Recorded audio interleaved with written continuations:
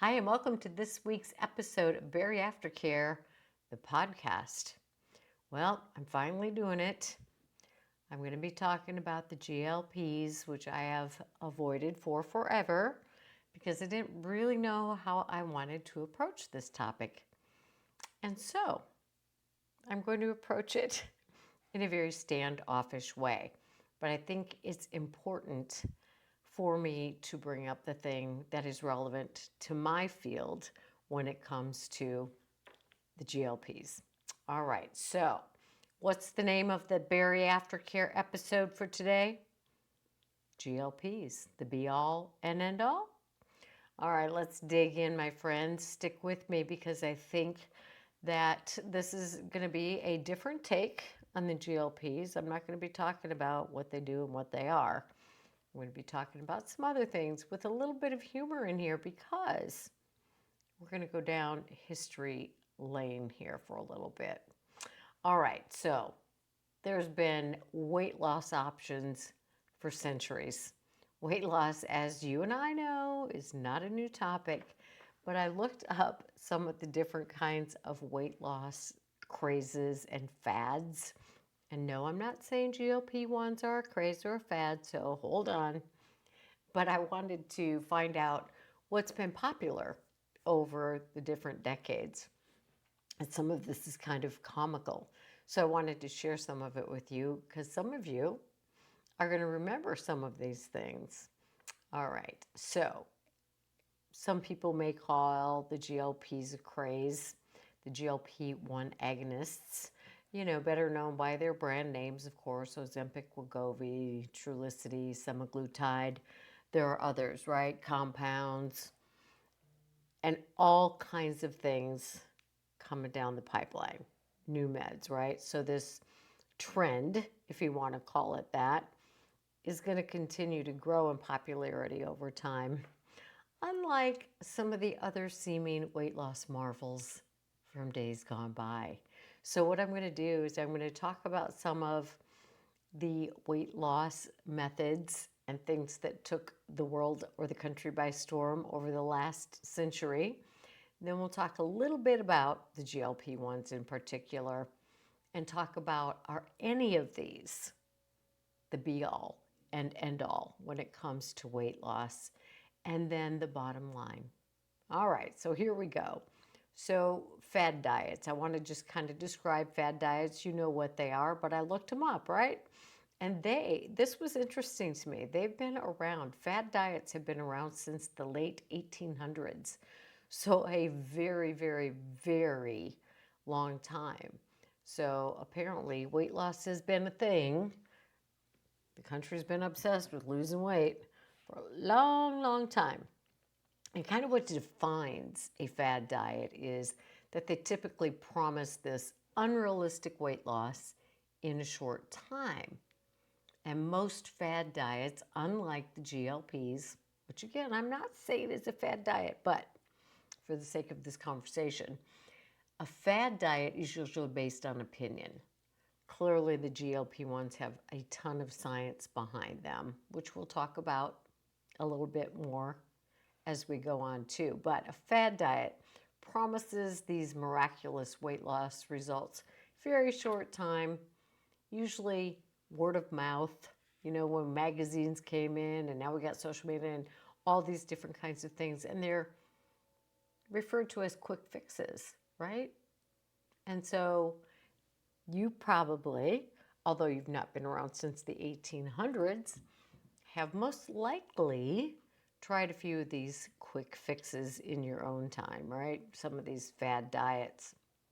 And the reason that they're not good is most of them typically have the common denominators of severe, severe caloric restrictions. So they end up with a lot of malnutrition and there's a lack of variety. So people feel like they're missing out because they are.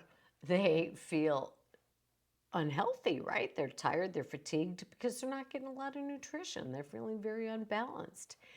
And the big thing, as far as I'm concerned, about all of these things, foreshadowing going on here, friends, is that no fad diet and no thing that's been popular at different times teaches people how to sustain, how to develop healthy habits, not just in regard to what they're putting in their mouth, but all the things that go along with living a healthy lifestyle. So no fad diet is going to teach a lot of what needs to be taught when it comes to living at a healthy weight for your body. But let's go over some of these centuries old fad diets and crazes, beginning with like the 1920s. And they were referred to, of course, as the Roaring Twenties. And you think of the women in their flapper dresses and the big parties, and of course, the cigarettes, right? So women were exercising all these newfound freedoms, and they picked up what was once thought to be a man's habit, and that was smoking cigarettes.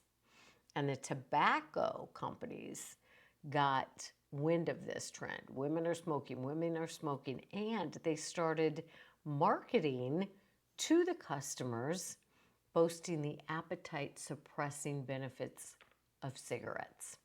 And this article that I will post in the show notes, but I love how they stated this. They said, creating one of history's more counterintuitive routes to health. So they're promoting physical health through weight loss using a cigarette, which of course we know now is so unhealthy.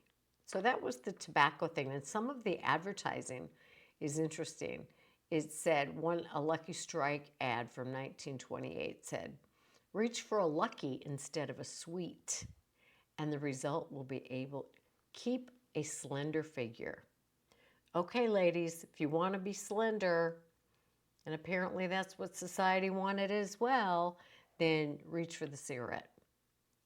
Really good marketing, but really unhealthy behavior. All right. 1930s. A grapefruit a day was what was in vogue because really powerful Hollywood people like Jean Harlow and Katharine Hepburn, if you know those names, were really heralding the fat-burning powers of citrus. So people started eating half a grapefruit.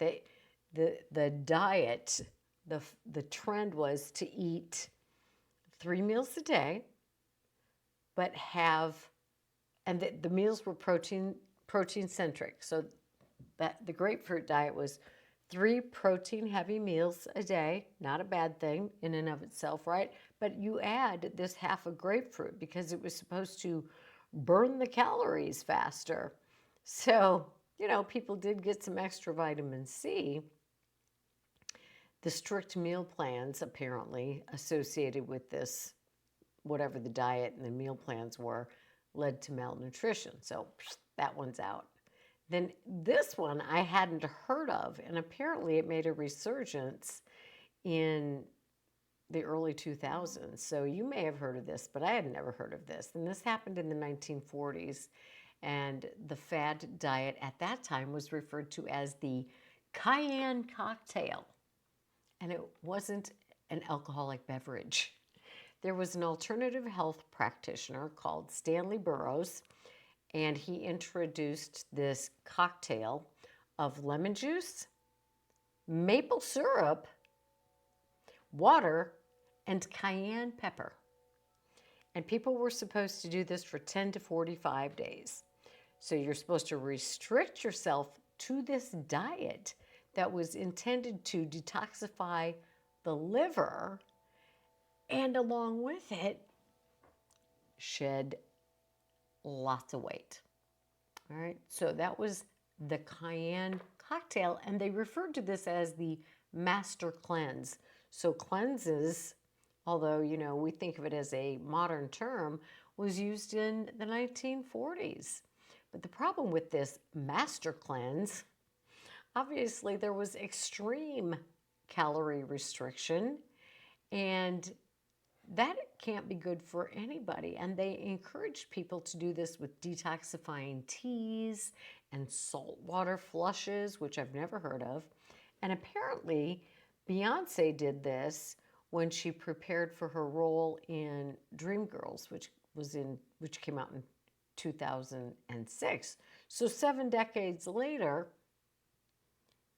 apparently the cayenne cocktail made a little bit of resurgence. I wouldn't try that one, friends, just saying. And then we have it, one that I still hear of today. I do all these pre-surgical evaluations, and 9 out of 10 people, when I ask them what they've tried to lose weight in the past before, they'll say the cabbage soup diet. So this came about in the 1950s. So I'm thinking, grandmas and moms taught their daughters about the cabbage soup diet because people are still doing it, apparently.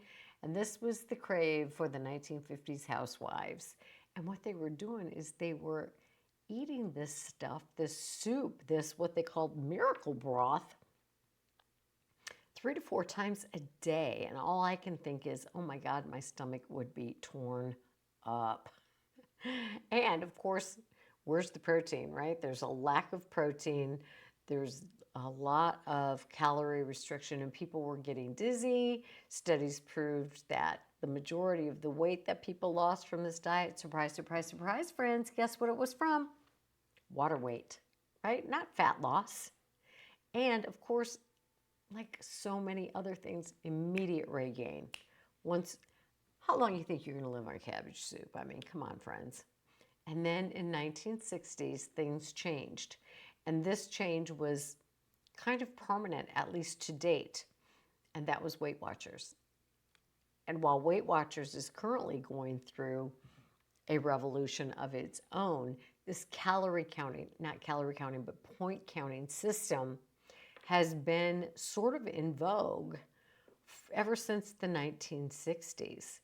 And the calorie counting, or the points, were related to your nutritional intake. And they drew a lot of people in because they had this eat anything you want in moderation, which of course made people go, yeah, I like that idea. Nothing is restricted for me in Weight Watchers. I just have to add up my points. And they also added something that was very helpful, and that was the community approach. So people were able to get support, and that is still very relevant today. We want to have a lot of support. And then Oprah, of course, who's a recent investor in Weight Watchers, I think that's still the case unless she's gotten out of that, apparently is quoted as having said, I'll be counting points for the rest of my life.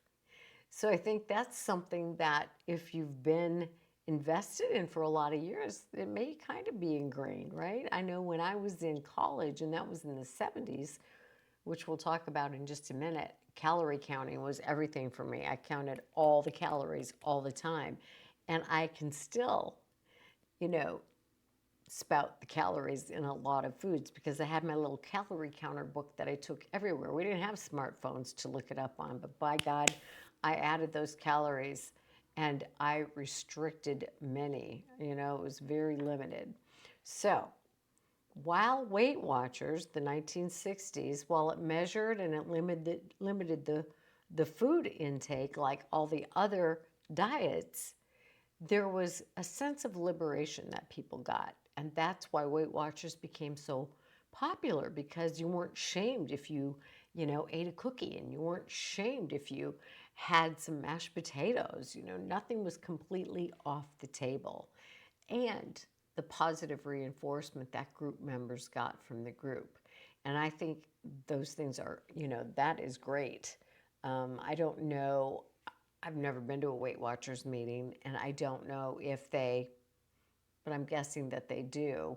I know some of the things like TOPS and, take off pounds sensibly, and some of the other diet movements, at the meetings. It's like, how much weight have you lost? Clap, clap, clap, clap. I don't like that focus. I like the focus of tell me what you're doing in your life now that you have the ability to do more things in your life, the non-scale victories. How are you living more fully as you're becoming healthier, as you're carrying around less weight, making it possible for you to do things that you weren't able to do before.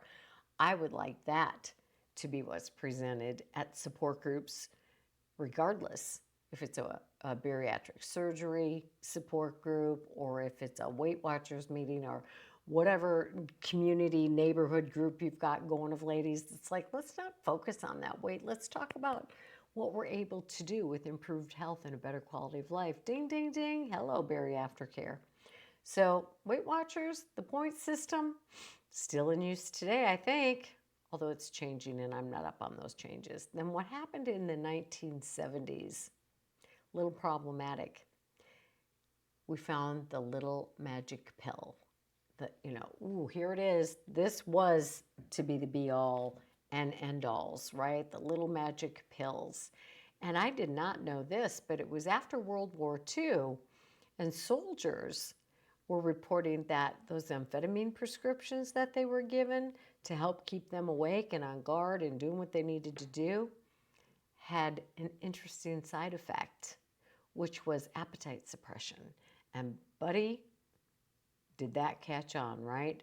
So the medication became remarketed to people looking to lose some weight. So amphetamine use and amphetamine abuse and amphetamine addiction became very prevalent in the 1970s and, dare I say, since that time as well.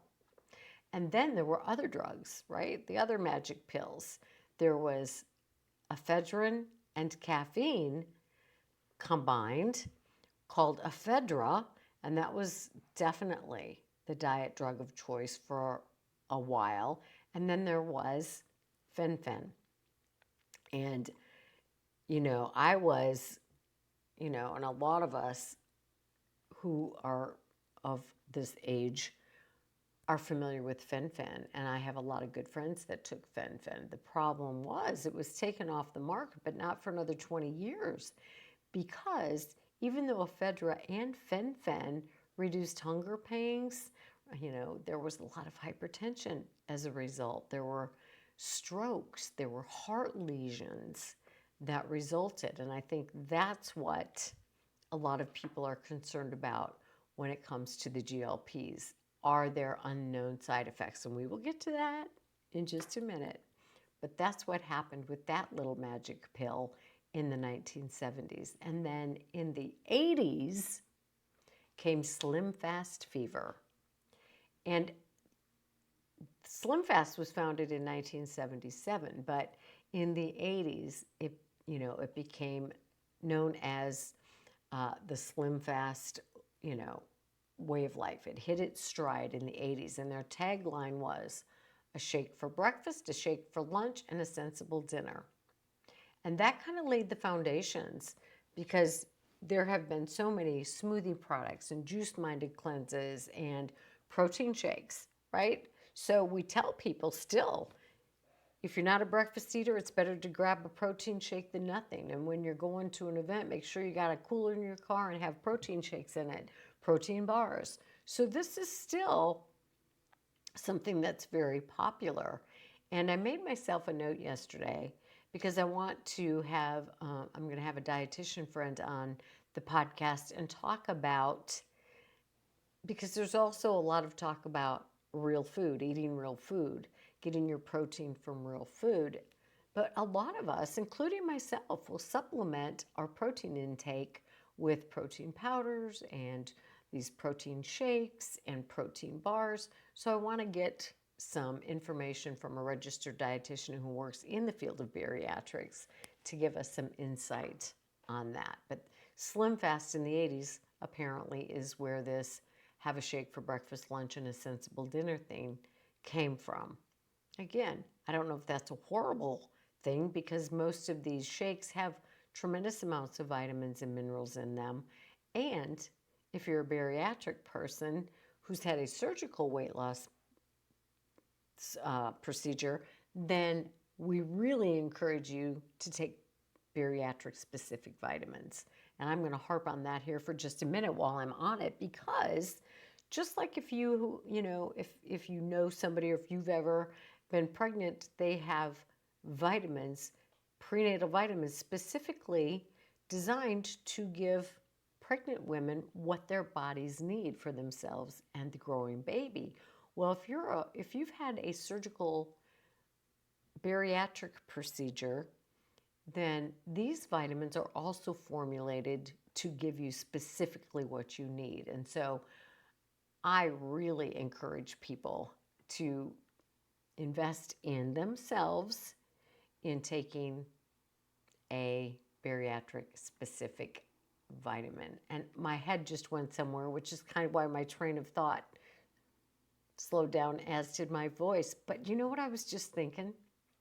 It's so interesting that these diet trends, these fad diets, a lot of them cost a lot of money over the years. The GLPs, as we know, are extraordinarily cost prohibitive at this time for a lot of people. And yet, people will find the money to get the medications. And I'm not blaming or saying that's a bad thing. What I am saying is, but not invest in a bariatric specific vitamin, or not invest in doing any kind of emotional or head work that may be interfering with their ability to engage in the behaviors necessary to maintain weight loss. And that is a frustration to me. And it has been a frustration to me, seriously, in all of the 20 years that I have been in the bariatric world, because I believe wholeheartedly, and I know a lot of you who listen believe this wholeheartedly too, because you're already invested in learning about the mind part of maintaining weight loss. So I'm kind of singing and preaching to the choir here, but so many people, and I have, you go to the bariatric events and you go to the conferences, and they're wonderful, and I love them, and I encourage people to go, and I encourage you to spend your money going to those things and buying the fun things that are there, the jewelry and the clothes and all the fun things, spending the money on getting there. I encourage people to do that. And I also encourage you to think about, is it not worth spending the money on a bariatric specific vitamin after having a surgical procedure to help you lose weight? Yes, it is. And yet a lot of people will say, I don't have money for this, but they'll spend money on gizmos and gadgets that you probably already have at home but weren't specifically marketed for bariatrics. Like a measuring cup. Anyhow, it is a frustration for me. And I've had a lot of people in the bariatric industry say to me, Connie, people don't want what you're selling. Meaning, people don't want to look at issues that they have or things that stand in the way of following through with what they know to do. I talk a lot. There's two different kinds of descriptions I'm going to give you. If you hold up one hand, and on that hand, it's the things I know to do to lose weight and maintain weight.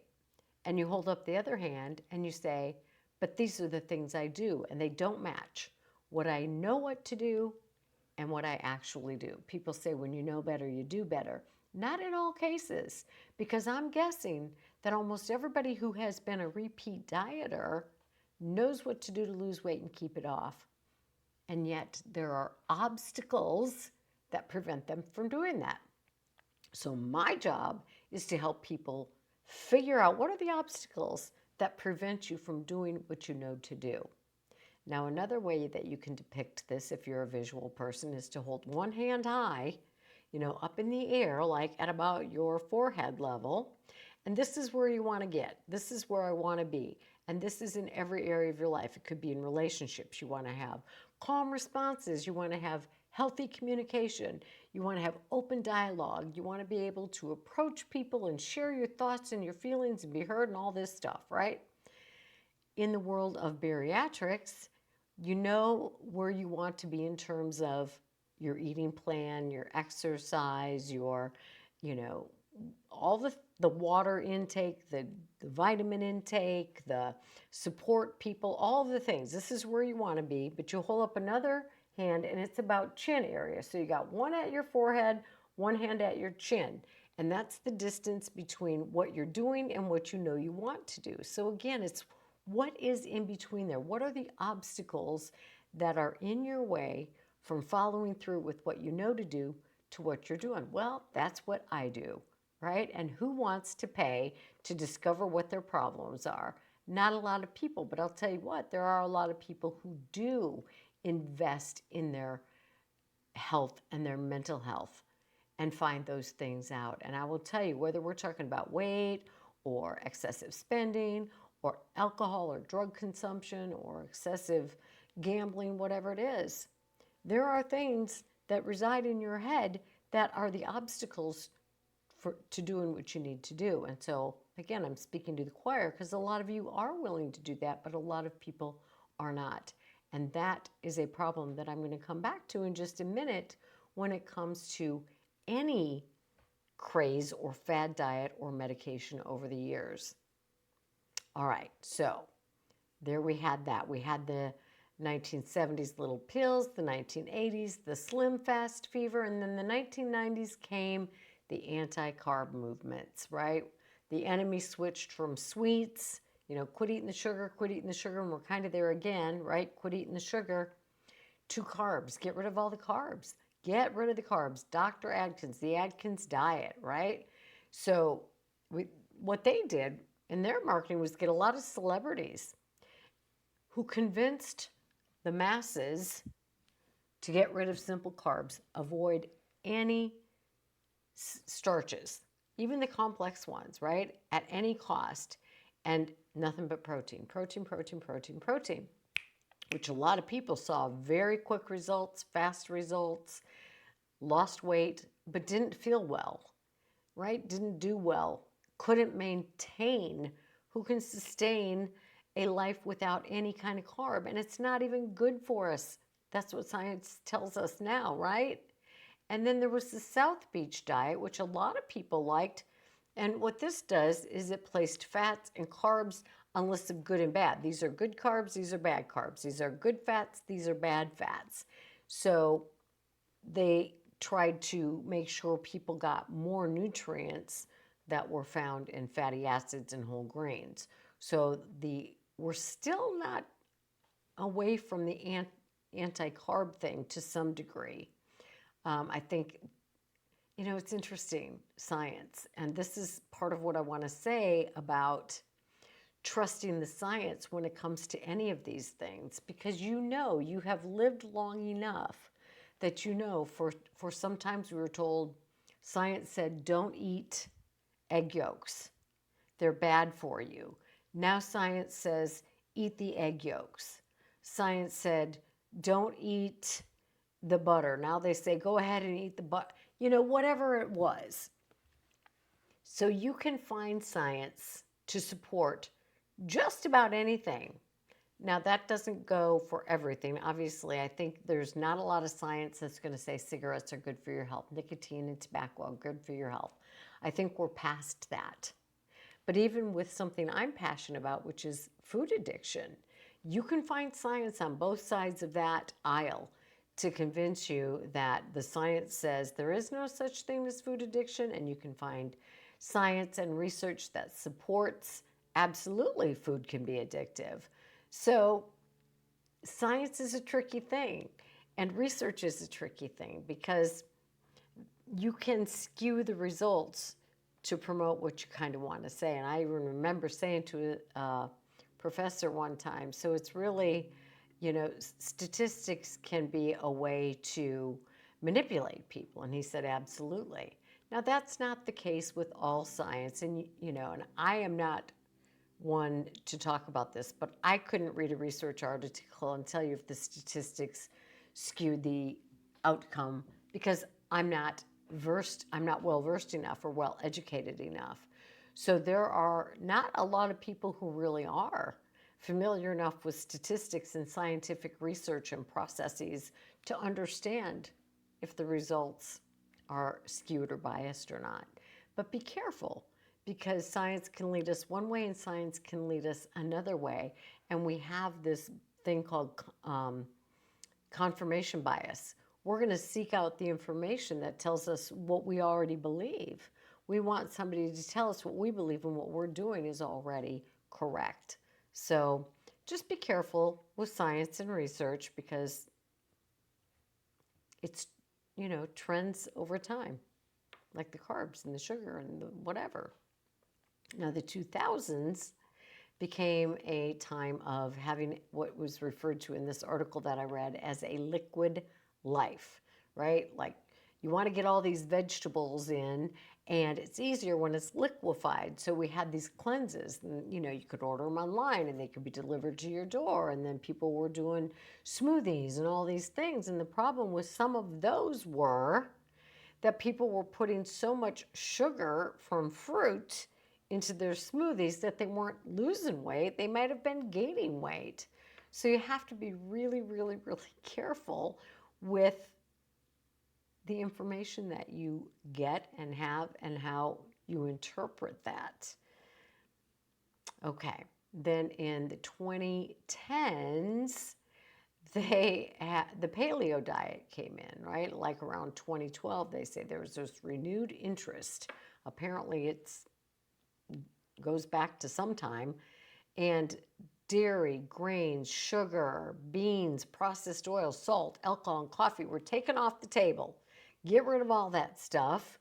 Eat veggies, fruits, nut, meat, and fish.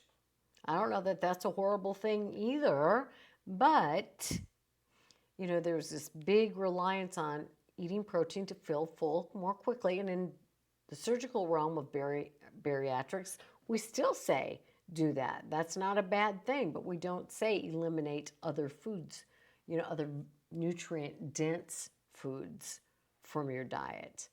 And so they're trying to get rid of processed foods. Again, I don't know if that's a horrible thing, but, a lot of people eat beans, and they were trying to get rid of them apparently because, bowel inflammation and the gut biome and whatever. So again, what kind of science do you want to listen to? There are very renowned medical doctors who've written all these diet books or these eating ways of life, and some of them are very contradictory, but they will all present research showing why their way is the best way. I don't know the best way except what works for you. And then we are very currently in this stage of the well-balanced gut, right? The gut hormones and the pH balance, and the alkaline diets, and trying to find the right balance of acidity in your body. So a lot of people are like, no meat, no poultry, no cheese, no grains, because we got to avoid those things, and instead eat the fruits, the veggies, the probiotics that create these optimal environments for healthy bacteria to form and aid digestion. Again, I'm sure there is science all over the place about the gut biome. So do we take one and throw out the rest, or do we kind of read everything and make up our minds about what works for us? Well, it's not up to me to decide what you do, what kind of nutrition you choose to have. And that applies as well when it comes to these GLP-1 agonists. And, that's pretty much where this wave of weight loss meds is right now, and it's really sweeping the world. Now, for some people, this can be very controversial. People are asking questions like, has there been enough research on these things? Some people say yes, some people say no. Some, scientists say yes, some scientists say no. Do we really know the long-term effects? I don't know the answer to that, and I don't even know what the research says on that. Are there side effects that we may not be aware of? Again, I have no idea. And will people really need to stay on these medications forever? I don't know. I'm not even touching any of this information. Even So, regardless of people's fears, skepticism, the cost of these medications, they are wildly, wildly, wildly popular because people are getting what they want. They're getting the weight loss results. Not everybody. Some people have taken them, and I know this from talking to people. Some people have taken them and it doesn't really help them in that too much. Some people have said, I had to quit taking them because when I took the injection, I threw up for 2 days solid and couldn't leave my house. Other people say that it caused too much stomach upset. Other people are like, it doesn't bother me at all. So, people are reacting differently to these medications. And what I do know is that there are more and more versions of these medications that are in the pipeline and are going to continue to hit the market. And, you know, I don't know what to say about these medications, but you can approve of them, you can disapprove of them, you can think they're great, you can think they're horrible.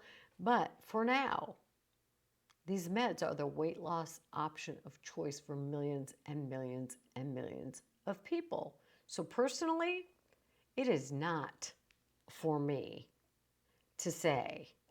I mean, I am not well versed. I am not at all well versed enough of the science or the background or the side effects. So it's not at all up to me. So I'm not judging right or wrong, good or bad.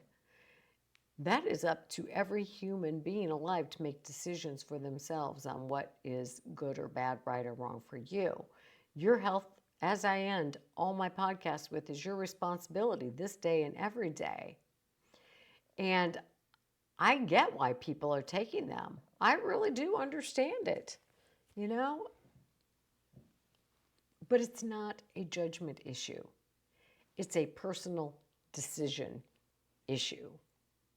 But here's what's where my field of interest comes in and what is utmost interest and honestly huge concern to me is not whether a person takes them, but the mindset of the person who takes them.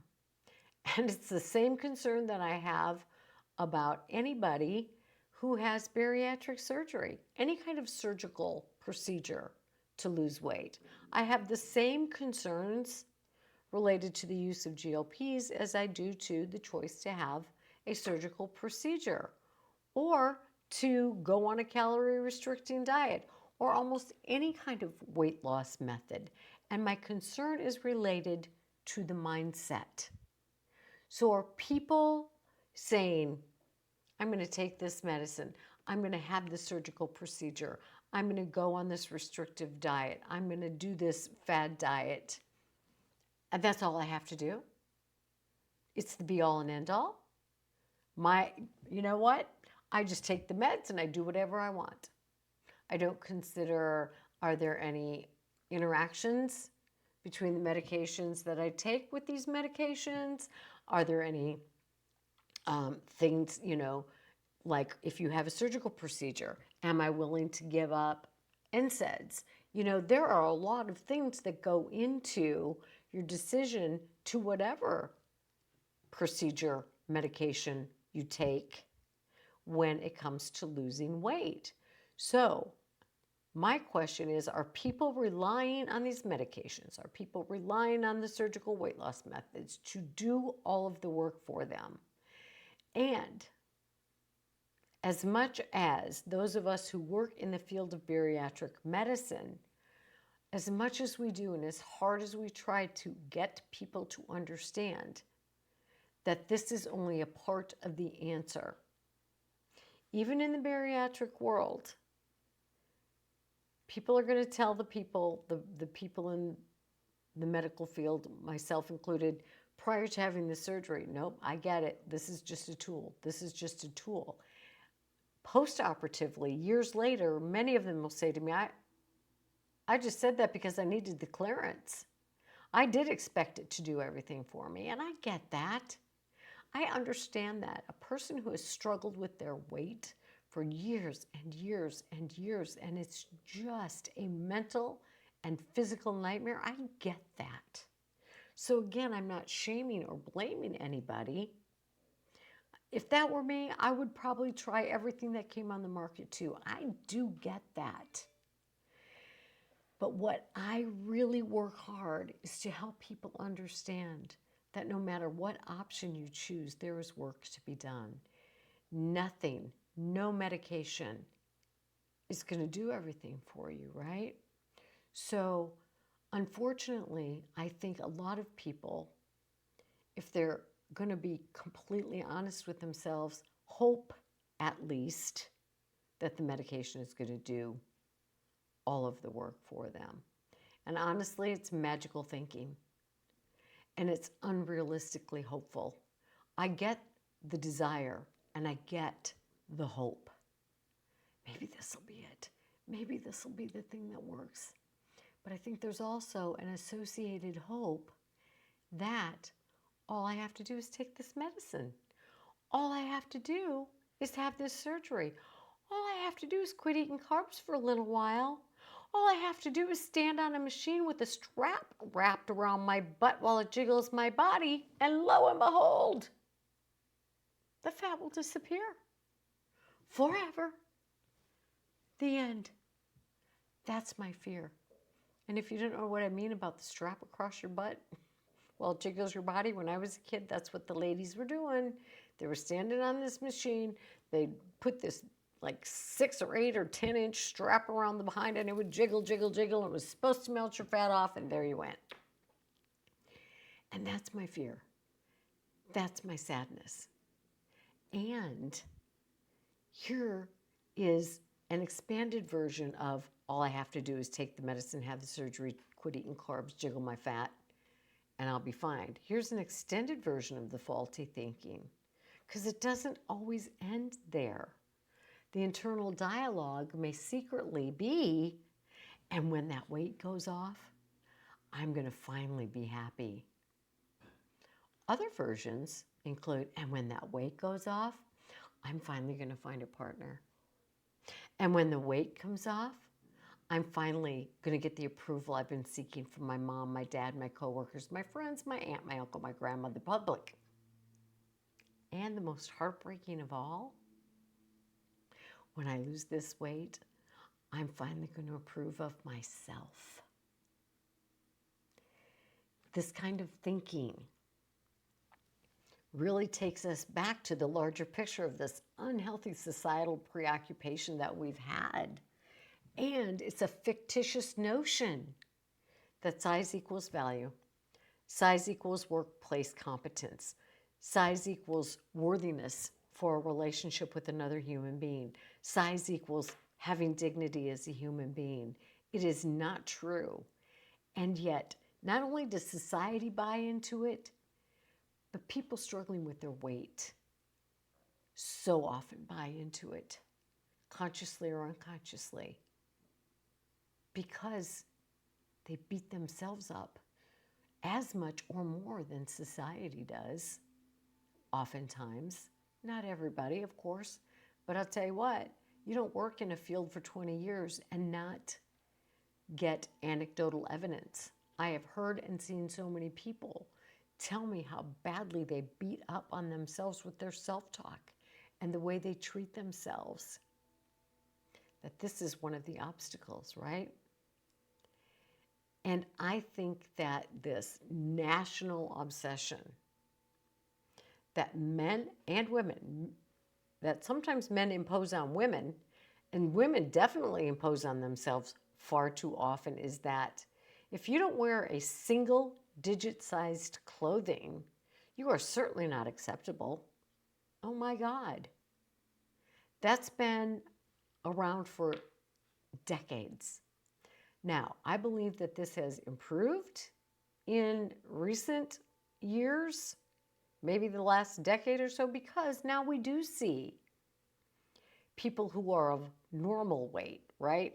Average. We know that the average weight of a woman, I don't know what it is, but it ain't no size 0.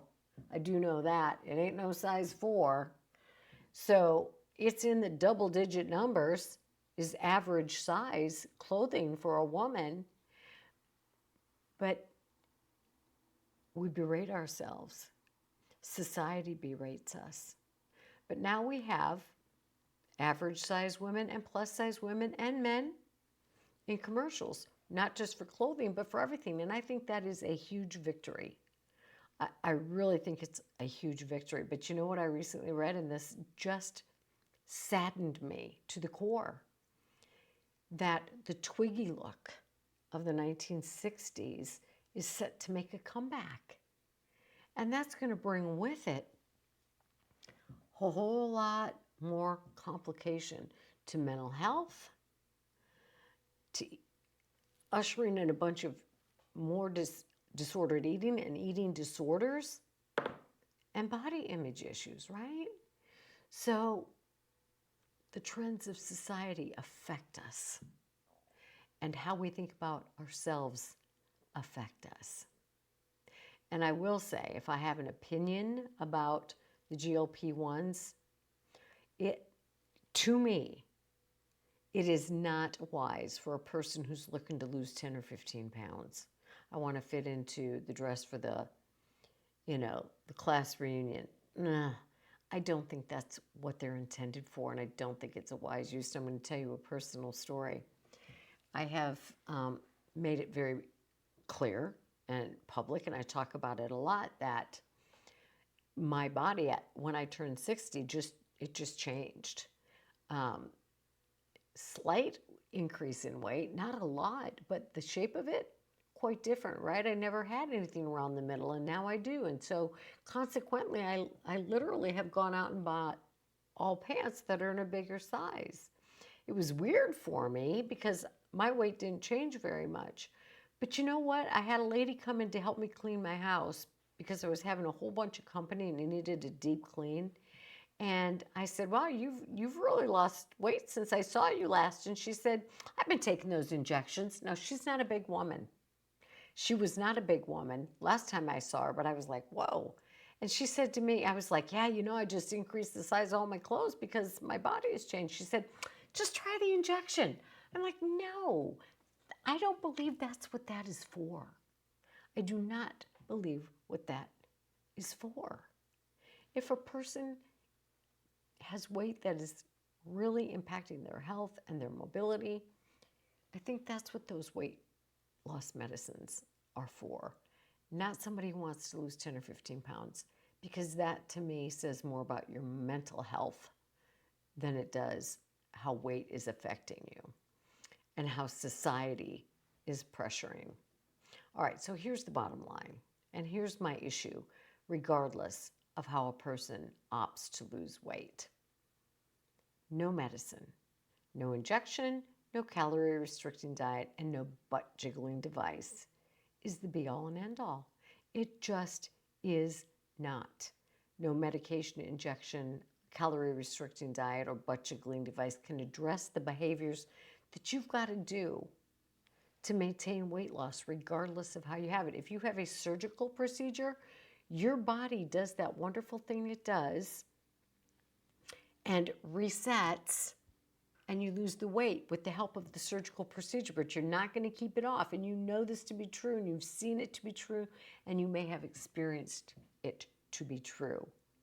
If you don't live the full, healthy lifestyle, nothing is going to help long-term without a healthy lifestyle, which is partly your mind, right? So no medicine is going to help you. When I say lifestyle, I mean physical and emotional and mental. That lifestyle includes what you choose to put in your body, the quality of the food you ingest.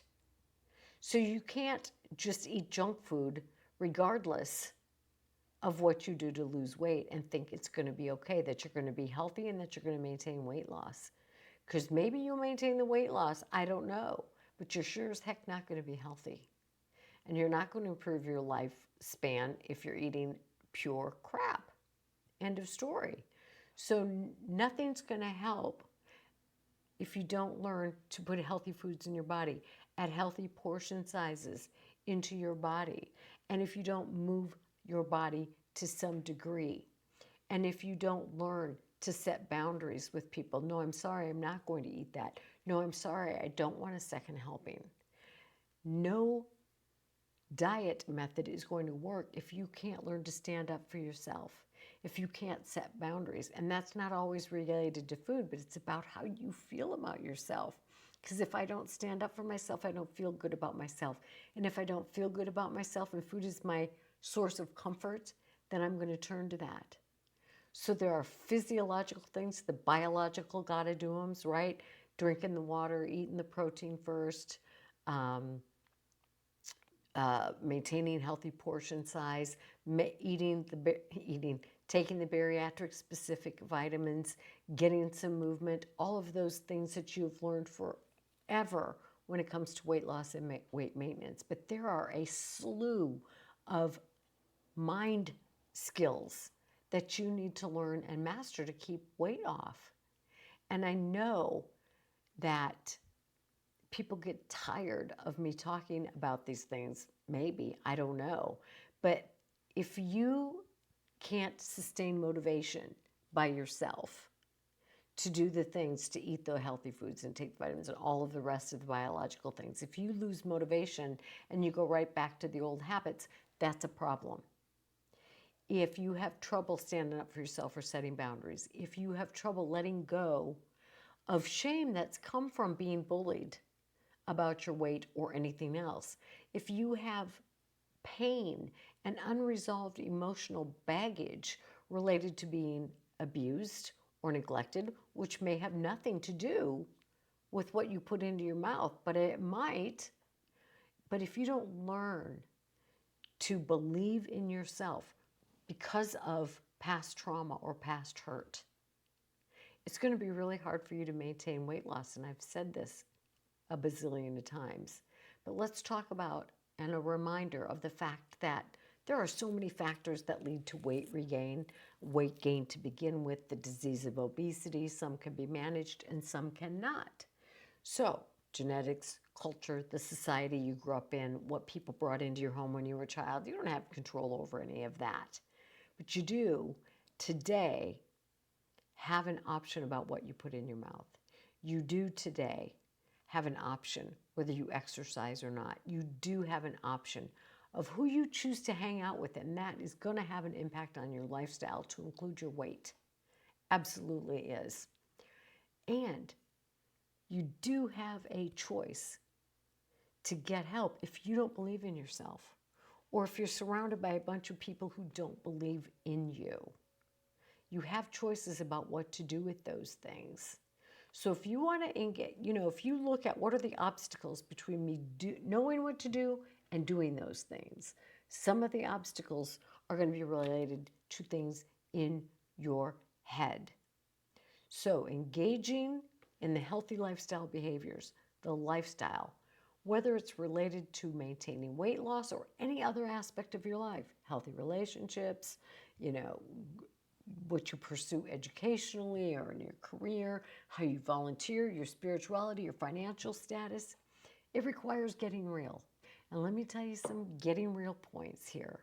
A goal weight is complete BS.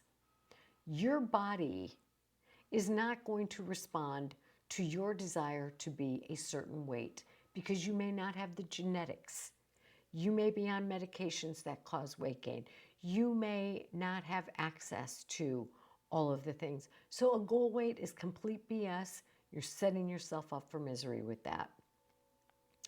Another false belief is you don't have to do anything but take the pill or quit eating carbs and all the rest will be fine. It will not. It absolutely will not. So get real with yourself. And if you struggle with self-talk, if you struggle to believe in yourself, if you struggle to think you can do this long term, then you got to do some head work, right? Because I'm going to tell you something. We've all heard the saying, hurt people, right? We know that if people are critical or mean or bullying, they've been hurt. Hurt people hurt people. But let me tell you what else is true. Hurt people hurt themselves. Hurt people hurt themselves. So, if you carry with you pain from having been hurt, you know I love Andy Stanley. He's a pastor, but he's also like half psychologist. He says any good therapist is going to say to you, who hurt you? Because hurt people hurt themselves. And hurt people hurt themselves through excessive alcohol consumption, excessive drug consumption, excessive spending, excessive shopping, cutting themselves, engaging in too much sex, pornography, online doom scrolling, online gaming. Hurt people hurt themselves. And if you're hurting yourselves with excess food or with coping skill of food, and that's the only coping skill you know to deal with stress or negative self-talk or unhealthy relationships, you're hurting yourself. Hurt people hurt themselves. And if you harbor a fantasy that a pill, an injection, a lack of carbs, or jiggling your butt with a belt is all you need to get your weight off, you're not being real.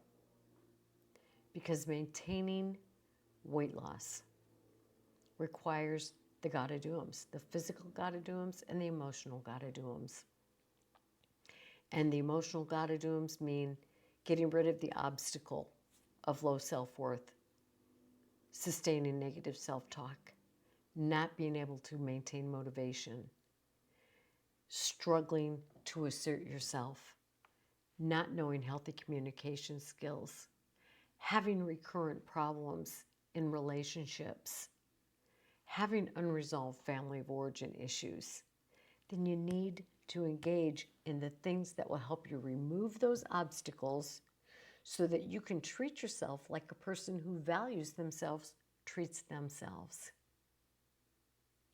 That's part of the deal. It's not all of the deal, but it's part of the deal. So that's a part of the deal that you're missing.